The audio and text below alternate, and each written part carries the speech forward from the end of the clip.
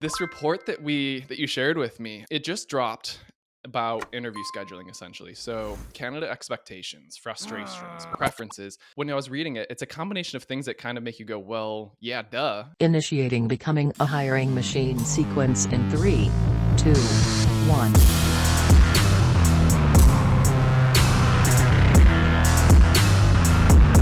Hey everyone, it's Sam Keenley and welcome to Becoming a Hiring Machine. This is the show dedicated to fixing recruitment by going beyond saying what needs to change and instead teaches you how to make the change. Today, we have an amazing interview ahead of us, but before we get into that, I want to tell you a little bit about the show. Essentially, we have shows within the show. Sometimes we have interviews with industry thought leaders like today, with people who are shaking up the space. They're going to teach us how to do something that they've done that's helped them be successful. Other days, we're going to cover trending topics, items that recruiters are talking about or will be very soon, and what that means for them. Every Tuesday, we drop a Tactical Tuesday episode where we go deep on how to do something that's going to help you drive better results in your day-to-day. Every now and then we'll open it up for Q&A. Listeners can drop in questions that they'd like to hear us take on, so send those over to us at podcast@loxo.co. And occasionally you'll hear a mic drop episode from Matt where he shares something that's been bouncing around in his head about the recruitment space and things that you need to know about.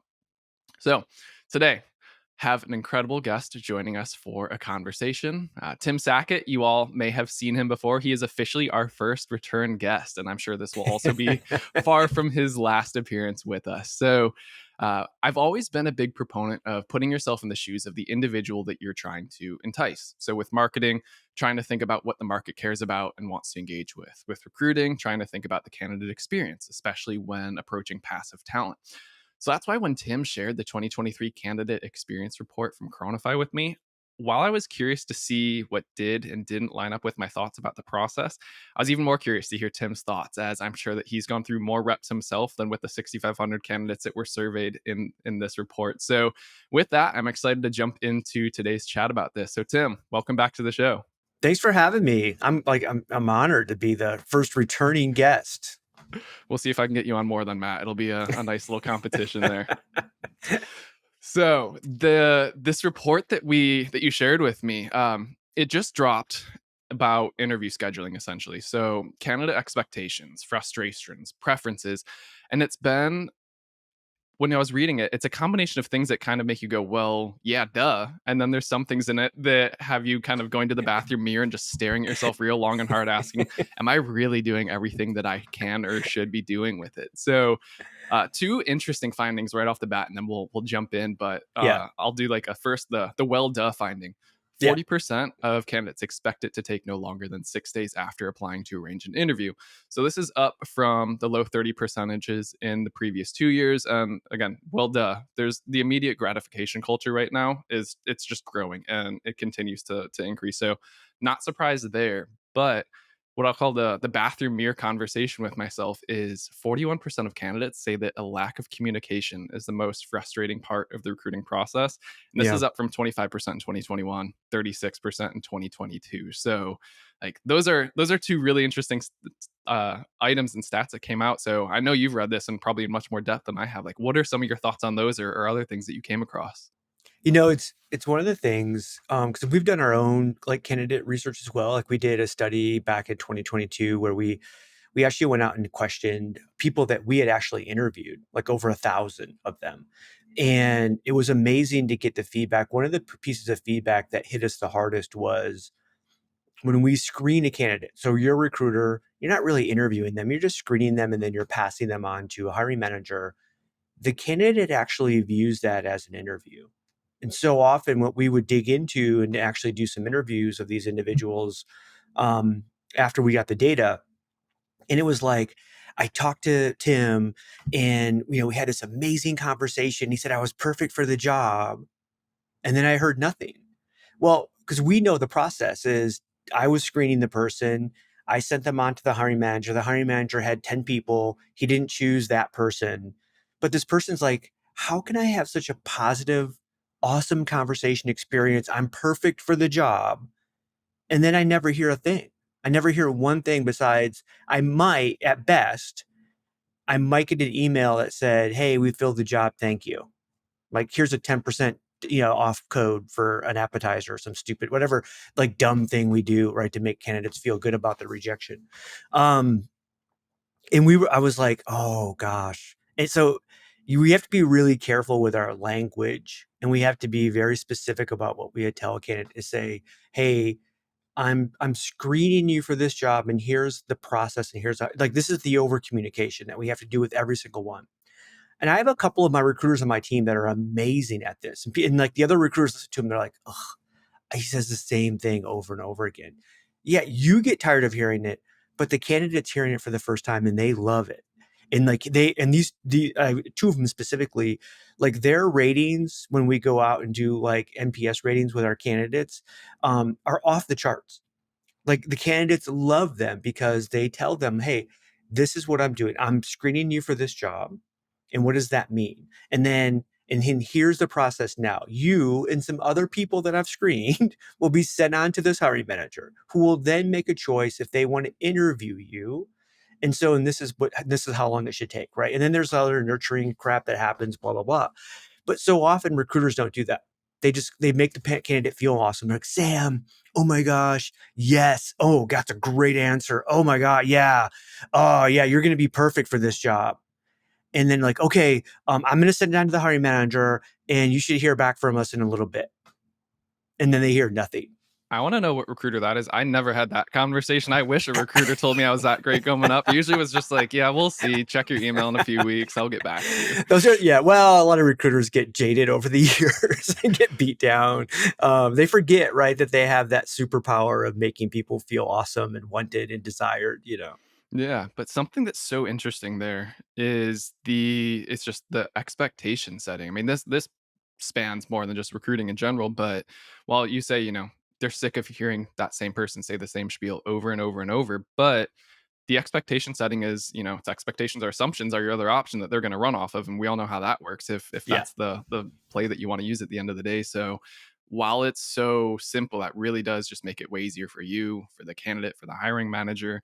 And to tie this even back to our previous conversation is the level of trust that you have with the hiring manager when you pass those over. I Yeah. wonder like how much that varies by like, if they're only accepting 1 out of 10 screens, like, that's a different thing. So yeah, Yeah. it all ties together. It all ties together. The other part of the Chronify data, I actually was surprised by the length of time. That 6 days to me seems long in today's world. But it's probably more white collar than blue collar. If you're blue collar, there's no way you have 6 days, right? Their candidates aren't waiting that long. And if you do, it's like a unicorn candidate that just happened to apply because they had a friend or something and they're still working a job now. But for the most part, if that's just not going to happen. On the white collar side, I guess I could foresee people taking a week, right, and waiting, that long or whatever it might be. I still think it's way too long. I still think you should have SLAs built with your hiring managers that you have 24 hours. Just say yes or no, because I'm going to tell that candidate yes or no. Yes, we're moving forward with you, or no, we're not. And to me, that should just be standard across the industry. People are taking time and just, out of their day and, resources to actually screen with you, interview with you, be a part of this process. And we deserve it, and we owe it to them to get back to them as quickly as possible. And in a modern world, 24 business hours, that should happen. With all the communication devices we work with right now, with Slack and Teams and email and texting, like there's no reason for a hiring manager not to be able to give you a yes or a no. Yeah, that's completely fair. And I think one nuance to this is also, are you approaching this with inbound recruiting lens or an outbound recruiting lens? So it's like sometimes you want Exactly. that pool to build Yeah. up. Sometimes, I mean, especially if it's outbound and passive, there's no reason that they should be waiting if you're proactively trying to get this person to join you. Yeah, and even in an inbound recruiting scenario, then again, you have to over communicate. You have to say, look, we're going to take the next couple of weeks to gather candidates, right? And so you shouldn't hear anything from us in 2 weeks. And even then, I would set up a stupid, simple nurture campaign to let Mm-hmm. people know, to say, hey, we're still working on this, still have you as part of, blah blah blah. Like, just even those little communications are automated and simple to do. There's no reason why you shouldn't, because once That's you so build that campaign, it's just turn it on for that group of people. Like it's like it's literally it's 30 seconds of work to yeah. make candidates feel better. Yeah, that's so true. And in my head, I wasn't even thinking this, but yeah, it's just, hey, received your application, great. Here's what's going to happen the next week, the next 2 weeks. We're going to screen these instead of just letting them sit in that like to be Yeah. screened pile. So yeah, let automation be your friend. You still have to do your job, but yeah, just a much better way to improve everything Yeah. overall. So the next big point is there's this really interesting connection between the speed a candidate expects an interview to be scheduled and then the growing lack of communication from that recruiter, from the hiring company. So this is something that you told me that you have even done some testing with. So we're going to get into the test itself in a little bit, but before we do, Sure. was there a specific moment or a market sentiment that you were beginning to pick up on that kind of cued that experiment for you? Um, yeah, to me, it was just, it seemed like the entire process was just broke. And part of it for me was I started looking at it. I started working with our marketing and sales teams and stuff like this on different things. But like when you started to see how they were measuring outcomes and how they were measuring like, qualified leads and things of that sort, in my head, I started taking a look and go, gosh, when my recruiters actually get a hold of a candidate and screen a candidate, and that candidate is justified as being a good candidate, that's a qualified lead, right? That's an MQL, right? and and so I'm like, why then? It seems like then our conversion was really low when you start taking a look at that. And so that was again kind of some of those big epiphanies of saying like, at the end of the day, people like will argue till the end of time is recruiting, sales, and marketing or sales, and we get into these big giant conversations. And I always want to go, yes, it's marketing and it's sales and it's recruiting, and they're all very similar. Yeah, no, they really are. So, I mean, whether it's a service, a software, pitching your company, a job, whatever it is, at the end of the day, you have to be able to do all of them together. So, Yeah, recruiting's a double sell. If you're good, it's selling a candidate on why this job is great for them, and it's selling the hiring manager on why this candidate's great for them, right? So you're selling twice all the time, and you're just naive to think that's not the case. yeah. Instead, you chose to get a salary instead of a commission based comp structure. Exactly. So, perfect. All right. So we hinted at this experiment already. You have done some of this testing with hiring managers specifically around pre-scheduling interviews versus sending over their resumes and then letting them choose who they want to interview. And then you've seen some intriguing results with the two. So Yeah. how did you set up this experiment to begin with?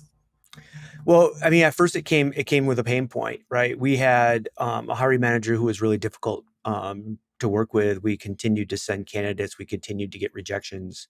Um, and there was this concept again, which I think we own, of just letting these hiring managers think that there's this endless supply of candidates. Um, and we had talked about this previously. Some of this is trust. Some of this is just bad management of relationships, whatever that might be. But I was able, really through kind of like influential formal power of being an executive in TA, going to a hiring manager and saying, "Hey, we're going to do an experiment, and you're actually your team is going to be the one that's going to be in this experiment." But I've done this subsequently with others where it was more of, "Hey, would you be open to an experiment?" Which again, 100% of the time, they're always like, "Okay, what's the experiment? Let's talk about it." And then and we'll talk about the pushbacks and some of that stuff. But came to him and said, instead of us sending you candidates and then you selecting which ones to interview, we're just going to actually set up the interviews for you and have them. So you give us these times on your calendar. We're going to fill these slots, and I will guarantee that you will have interviews there. And they're like, well, wait a minute. What about, we want to see the candidates. I'm like, you'll have the resume in your hand before that candidate shows up. By the way, we sent it like an hour before. So there's no way, like, you're not canceling. Too bad. It's this person's actually en route right now for the interview. Um, and what we found was that the hiring managers exponentially hired more people, because what they started, instead of taking a look, when you take a look at a resume, you take a look at reasons why this person won't work. When they had the candidate in front of them and they were interviewing, all of a sudden now they saw the potential of how this candidate might work.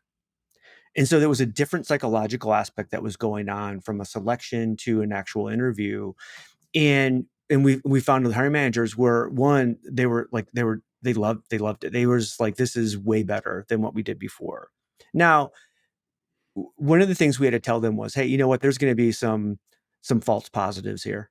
We're going to set up some people that potentially are going to be a bad interview. But understand, you also sometimes selected people that were bad interviews. We just don't know, right? We do our best. Bad interviews are going to be an outcome of this situation regardless. We have to know that. We have to laugh about it and understand there's a certain percent that are just going to be bad.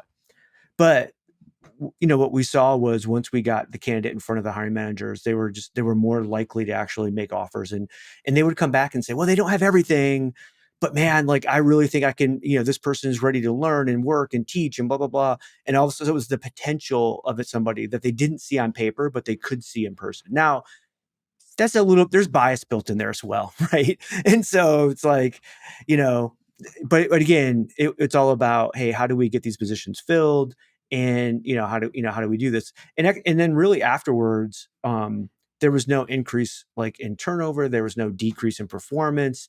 It was basically the same. And so for us, it was, we now, as a recruiter, you get to make a decision. I'm screening, sorry to change that. I'm screening Sam, but then I'm making a decision like, you know what? I think you're the right kind of person.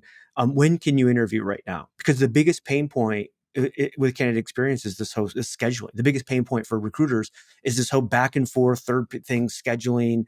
And again, on the high volume hourly side, we're starting to see AI kind of take over some of that scheduling stuff. But on the direct hire white collar stuff, it becomes more difficult. So as soon as I have you on the phone, I'm screening you and like, okay, hey, I know the hiring manager has Monday at 2 open. Would that work for you? Yep. Bam. Everyone's satisfied. The recruiter's satisfied. The hiring manager is going to have an interview. The candidate is satisfied. It's a successful outcome all the way around. And so for us, the test was amazing. And the pushback, right, that we would have, but especially when we started to like go to somebody and ask this, it was that control factor. Like, you just don't know. And then I would have to say, so you don't trust that we know your jobs, right? So then the position was the concern wasn't you're setting up the interviews for me. It was, I don't trust what I want done. And so again, then there was ways to get around that, right? Okay, well, tell us what you would ask in a screen that if you heard this, automatically you would say, yes, I want to interview this person. I want to know more. Um, and then, or let our recruiter spend time with you and your team, right, during the interviews, especially just for a few of them, so they understand what you're asking, what you're looking for, and let's increase that trust that you think then my recruiter does know what you're looking for. And so we were able to combat all those, and again, it just worked better from a process. It was faster. It worked. There's a half page of notes that I just took down during this. So there's so many questions that I want to get into with you. So we're going to start right from the top. I love the way how you set up this experiment to begin with. It's, hey, I want to try this. Here's my theory. Here's my hypothesis. This is an experiment. It's not, this is what we're going to do moving forward, because then they lose control. We're not doing a process change. Yeah. So even you usually know or have a good sense of what the outcome's going to be, but you have to just position it that way, because sometimes you have to let them learn on their own. They let them have the aha moment. That's fine. If this is their genius idea, they're going to take what we want to do to be more effective at the end of the day. So I love that little, it's just a psychological nuance, but it makes such a difference in getting people to be open to change or a new process. Sam, one of the things that we would do too is, especially if we had a new recruiter that we were training, or even a new recruiter to the organization that didn't really understand, that hiring manager didn't know what they were doing. They might be experienced in recruiting, but didn't have this relationship, is we would allow the hiring manager to come back, but we would do that like, hey, the recruiter's going to set up a meeting with you and go through all these candidates. And then you guys are together going to select, so they know you, right? So they can understand what you select, what you don't select. So then you build this confidence back up. And so again, they felt, then the hiring manager's like, oh, okay. So I'm not stuck having just you setting up interviews and I have no idea who these candidates are that you didn't select. Cause that was one of the big things as well, as they were like, well, I want to see all the candidates. Mm-hmm. And again, why? Well, because I don't have trust and faith that you know what I'm looking for. Oh, good. Kill the fashion micromanaging at its finest. This is something really interesting, because you said it and it never clicked, even for me when I've been on the hiring end. I just extended 2 offers not long ago and I have 2 new members joining my team soon. But how you say when you are reviewing a resume, you look for reasons not to hire this person, but when they're in an interview with them, you're looking for reasons to justify moving them further. Because I know I felt that bias before. I get on a call with someone and I definitely skew far right, where I'm just like, I love them. Like they're answering all my Yeah, questions. Like, because usually you want them to be successful, right? Like that's most for sure. humans. Yeah. If you're I think hiding behind, by the way, I think the best hiring managers want everybody, not even the hiring managers, the best talent acquisition process should want candidates to succeed, not fail.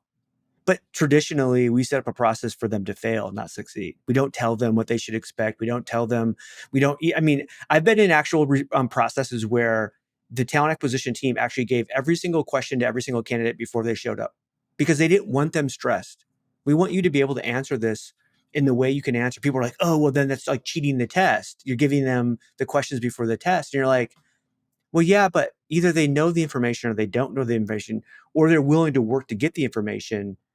It it doesn't make a difference. hmm yeah, God, I always cringe at the example of the critical thinking, the Google, how many marbles would Oh, fit in the room? I'm just like, I don't know. I'm here to interview about marketing strategy. I'm not here to talk about marbles. Like, I I get know, what you're yeah. going after, but there's so many better ways through conversation. You're the height of a penny, and we throw you into a blender. Like, shut up. I don't. Can I just talk to the next hiring manager, recruiter, please pass next?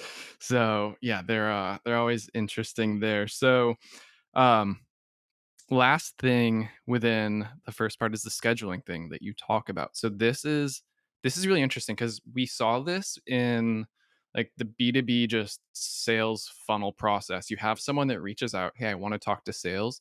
And you have this massive drop off to actually having that conversation with the sales rep because of the thing that you spoke about right there is just the back and forth, email scheduling, all of that. So I know you said that there's some AI tools are jumping up, but yeah, being able to do that on a call, I'm sure that your attendance rates, I mean, I see funnels shoot up from, you used to get a quarter of the opportunities created to half. Like, I mean, you're literally what 50% increase in that. So did you see a similar type of a result in just in how many people do make it onto that interview with the hiring manager there?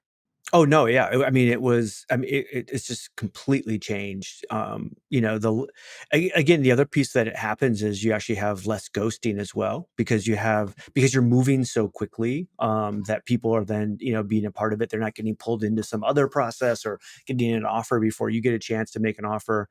Again, the automated scheduling thing has been around for the last 5 to 8 years. It's being used a lot. It's still a lot of it is, well, I'm going to send you an email or I'm going to send you a text and you click on this and you do this. Instead of saying, hey, I'm talking to you right now. It's a human interaction. Do you want to interview with us? Because we would like to interview you. And you're like, of course I would. Okay, look at your schedule right now. When are you open? And like, it's just, it's the way it should work, right? It's just like, this should work this way. Why are we messing around and trying to add in time and jumping through hoops and complexity? It's like, no, just make it happen. And again, the vast majority of hiring managers are completely 100% fine. The few that aren't, you work through those issues, hmm you know? Yeah. And it's such a great way to show that you're excited about it because something that's so I don't know. It's a weird psychological thing I picked up on. When you have the face to face, you people are usually just they're themselves. They're real. They're excited. They have their personality. They also show like, okay, I can't be mean. I can't like they are how you would be in face to face. Like I'm not going to say something mean, but as soon as you are hidden behind a screen, whether it's on social media or email, people all of a sudden get a little bit more passive aggressive. Or I'm going to wait a little bit longer to reply because I'm busy. Or I don't want to show that I'm too flexible and can meet tomorrow, even though I have 6 hours wide open to. So it's yeah, the ability to just go straight into it and be like, no, but we're excited to talk to you. We want to make this happen. Like, what's your schedule look like? Let's get something on the books today. It is funny. Hiring managers tend to have problems. And again, that's what we're always talking about, like these one-offs, this 1% or 10% or whatever of the hiring managers that are going to be your problem children. I always like to like, to me, it's the aspect of going, if I bring the CEO into the office with myself and a hiring manager and I explain the process that we want to do, here's what we're going to do. The CEO is just like, that's, that's brilliant. That's amazing. That makes 100% perfect sense. And the hiring manager will go, okay, yeah, I guess. But even though they're not bought in. And I try to give them the scenario saying, if IT called you right now, you're on your laptop or you're on your computer and they said, hey, I need you to click on this and do that, blah, blah, and we're going to download this thing. Would you ever say, no, I'm not going to do that? Send me the information. I'll look at it before I do that. Now, No. why don't we do that with IT? Well, because I trust they're doing the right thing for me. Hmm. Finance calls and they need you to put through an invoice or give you some information for this client, blah, blah, blah. Same thing. Why do you do that? Well, because I trust they're doing the right thing for us in the organization. And like, it's the epiphany of them going, oh crap. Like, I don't trust you know what I need is what they're saying.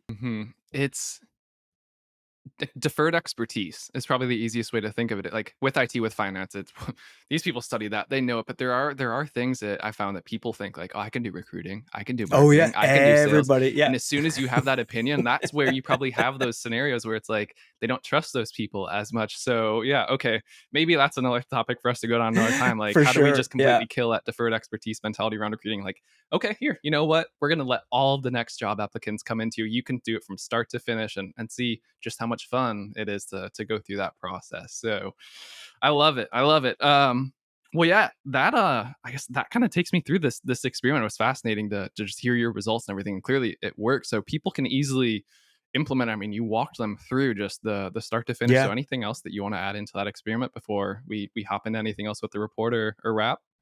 No, okay. I think you picked up on it, which is don't make this a process. Make this a test. Make this an experiment. Try with a few people. Validate it within your own organization. Also, don't necessarily try to do the experiment with the most difficult of hiring managers. Start easy. Start with people that are your fans, that actually like you, because that's going to give you better validation, and then move your way up to the most difficult ones. I'm a glutton for punishment, so I like to just take the assholes and knock them out of the way first, because I already know everybody else is going to get on board.